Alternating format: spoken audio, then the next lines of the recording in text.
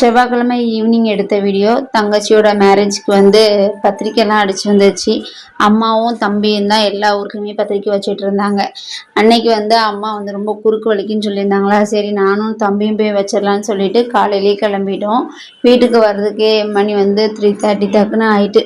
அதனால அன்னைக்கு வந்து பாப்பாவோட ஸ்டார் பர்த்டேவும் கூட.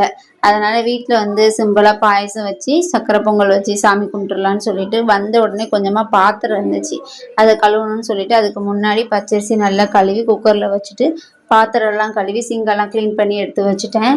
அப்புறம் விசில் வந்தோன்னே அந்த சைடில் இறக்கிட்டு வெல்லமும் நல்லா இடித்து அதையும் பாகு காய்ச்சி வச்சுட்டேன். அதுக்கப்புறம் ரெண்டையும் சேர்த்து நல்லா மிக்ஸ் பண்ணி கொஞ்ச நேரம் வச்சுருந்தேன். சொதப்பிருச்சோன்னு நினச்சேன் பாயசம், ஏன்னா கொஞ்சம் பார்க்குறதுக்கு தண்ணியாக தெரிஞ்ச மாதிரி இருந்துச்சு. ஆனால் அப்புறம் கரெக்டாகிடுச்சு. சரி கொஞ்சம் அகலமான பாத்திரத்தில் கொஞ்சம் கட்டியாகிறதுக்காக விட்டுட்டேன். அது கட்டியாகிறதுக்குள்ளே நிறசம்பு எல்லாத்தையுமே ரெடி பண்ணி வச்சுட்டு முருகருக்கு மாலையெல்லாம் ஏற்றி வச்சுட்டு அப்புறம் பூ எல்லாமே மாற்றி வச்சுட்டு விளக்கேற்றி வச்சுட்டேன்.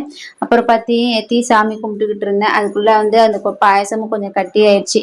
அப்புறம் பிரசாதம் எடுத்து வச்சு சாமிக்கு சூடம் காமிச்சு நல்லபடியாக சாமி கும்பிட்டு முடிச்சுட்டு, பாப்பா வந்து அம்மா வீட்டில் இருந்தா.